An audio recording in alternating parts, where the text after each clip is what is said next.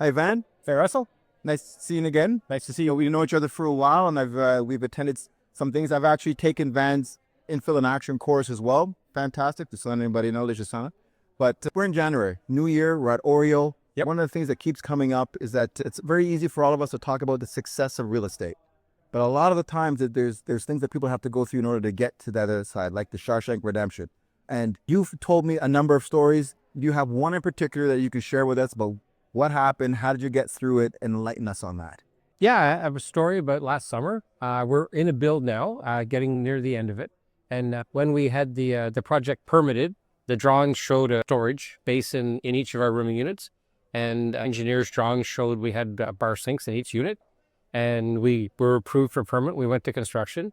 But when the plumbing inspector showed up from the city, saw the bar sinks, knew we were doing a rooming house by city definition, and told us that we couldn't have sinks in a rooming house in the units that were with us. You remember that story? Yeah.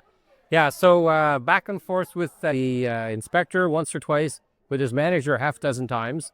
And we ended up having to make an application to the Building Code Commission, which is the provincial body that resolves disputes between builders or people applying for building permits or building, and the city who, I guess, manages and enforces the building code.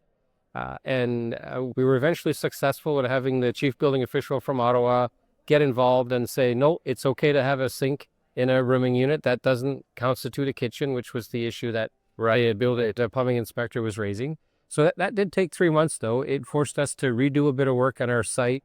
It delayed pouring of our slab in the basement because we had some plumbing beneath the slab. And it had a negative impact on our schedule.